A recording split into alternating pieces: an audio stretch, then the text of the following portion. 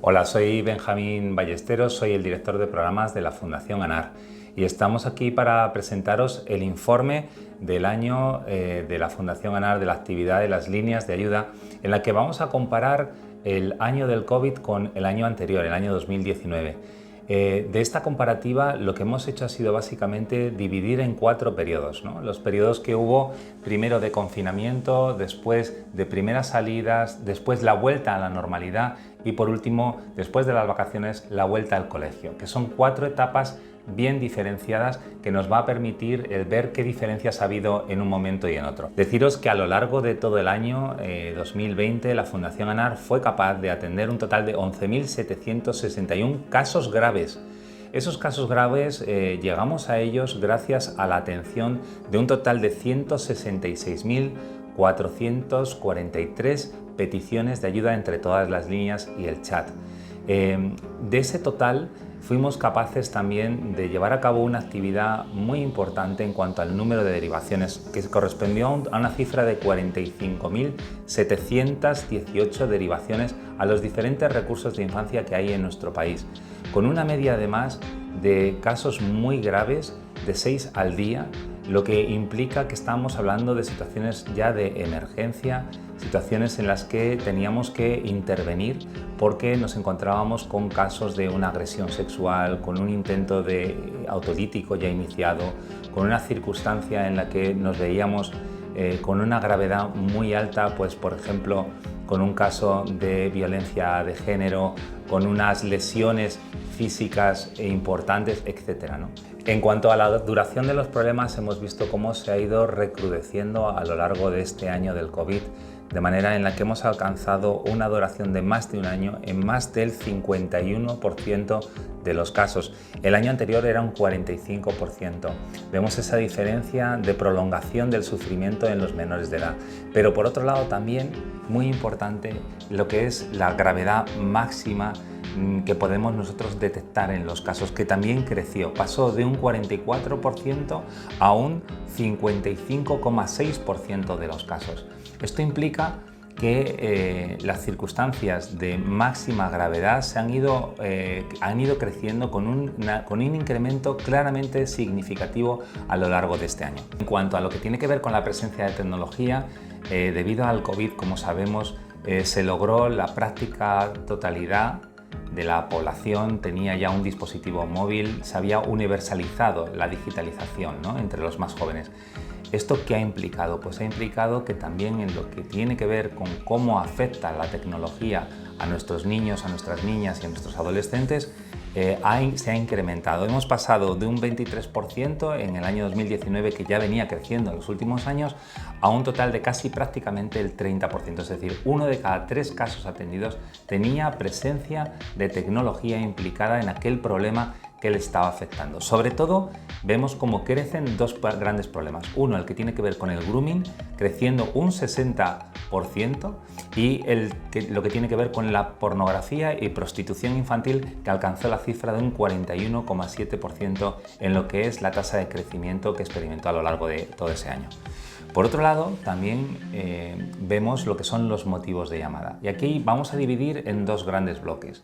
Un bloque que tiene que ver con lo que es la violencia que padecen los menores de edad y, por otro lado, los problemas psicológicos que incluso a fecha de hoy siguen afectando a los menores. De los problemas psicológicos os hablará mi compañera Diana Díaz y yo voy a centrarme más en lo que tiene que ver la violencia en las diferentes etapas. El principal motivo de llamada, de consulta que hemos tenido a lo largo de todo el año del COVID ha tenido que ver con la violencia. De hecho, en un momento en el que esperábamos que, debido a que no tenían relación con el exterior, descendiese de forma muy clara toda la violencia que podían estar padeciendo extrafamiliar, no pensábamos que íbamos a alcanzar una cifra como la que hemos tenido, que prácticamente se equipara a la del año anterior. Estamos hablando de un 52,6%. ¿Y esto cómo ha sido? ¿Por qué la violencia sigue siendo el principal motivo de llamada? Pues porque hay uno de los fenómenos, uno de los tipos de violencia que sufren los menores, de entre todos ellos, que es además el más grave, que es el que más ha crecido a lo largo de este año, el maltrato físico.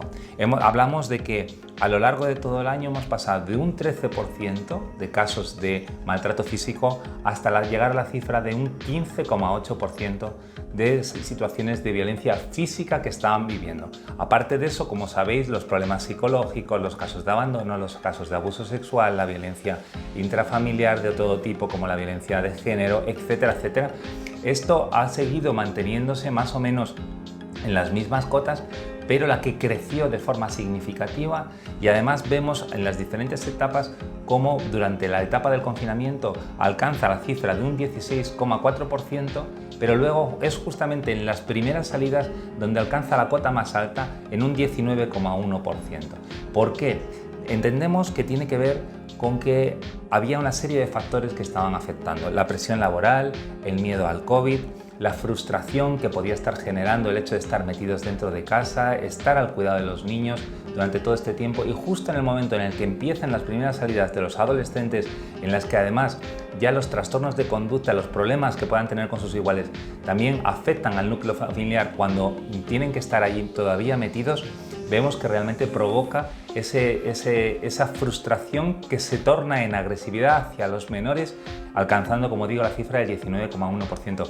Después, en el tiempo, vemos que ya no ha llegado a lo que son las cotas normales de otros años, es decir, sigue alterada y continúa a fecha de hoy siendo un problema que está afectando de una forma muy significativa a nuestros menores, el maltrato físico en nuestro país. Por eso, y más que nunca, esta ley de violencia a la infancia se hace esencial y primordial para poder erradicar este grave problema que todavía afecta de forma muy clara a nuestro país.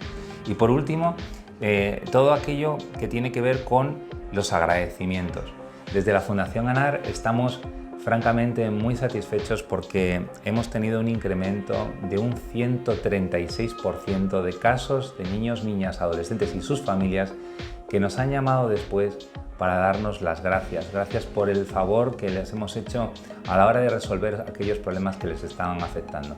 Lo consideramos una gran noticia y queríamos decir algo también en positivo que nos parece importante a lo largo de este año tan duro. Hola, soy Diana Díaz, directora del teléfono y chat ANAR. Vamos a hablar de las consecuencias psicológicas que ha generado el COVID-19 en la población infantojuvenil. Les ha generado una enorme frustración producto de la indefensión y la desesperación vivida. Eso explica el enorme número de consultas realizadas a las líneas de ayuda de ANAR durante las distintas etapas del COVID-19. En la etapa del confinamiento tenemos que destacar el elevado número de consultas en relación a ideaciones e intentos de suicidio, llegando al mayor incremento de todas las etapas, el 244,1%. Las consultas en relación a ansiedad crecen un 280,6%. Los adolescentes empiezan a utilizar masivamente mecanismos de autorregulación emocional, como las autolesiones, para paliar los síntomas de ansiedad y depresión que estaban viviendo, incrementándose hasta un 241,6% en esta etapa. Llama la atención que las autolesiones se estaban realizando en el mismo espacio físico que estaban conviviendo con el resto de familiares que permanecían ajenos a esta situación. Crecen las consultas en relación a baja autoestima en un 212,3% y las consultas en relación a tristeza y síntomas depresivos un 87,7%. Gracias a las líneas de ayuda de ANAR, muchos niños, niñas, adolescentes y familias pudieron ser ayudados ante esta problemática. En la etapa de las primeras salidas, nos sorprenden las consultas en relación a conductas compensatorias propios de los trastornos de alimentación. Estas consultas aumentan un 826,3%. Se siguen manteniendo en esta etapa altos índices de consultas por autolesiones, intentos de suicidio, baja autoestima y síntomas de ansiedad y depresión. Y en la etapa de la nueva normalidad volvemos a recibir altos índices de consulta en relación a autolesiones, intentos de suicidio, ideación suicida, trastornos de alimentación, baja autoestima y trastornos de conducta, que dificultan la convivencia de los menores de edad con su familia. Por último, en la etapa de la vuelta al colegio, las consecuencias de lo vivido ha dejado una huella emocional en la población infanto-juvenil. Hay unos daños colaterales a nivel emocional. Pasamos de una etapa precontemplativa y de negación, de huida hacia adelante, a tener que afrontar nuevamente la realidad. Las cosas han cambiado, ya no son como eran antes. En este periodo, las autolesiones alcanzan la cifra más alta de consultas de todo el periodo COVID a las líneas de ayuda de ANAR, incrementándose en un 246,2%. Destacan también los trastornos de conducta, la falta de normas y límites en las casas, la utilización de la tecnología a demanda de los propios adolescentes sin ningún tipo de control en muchas de las ocasiones. Incrementan asimismo las consultas en relación al mal manejo de la ira y la agresividad en un 124,5% en esta etapa, así como las consultas en relación al duelo por el fallecimiento de un ser querido en un 24,5%.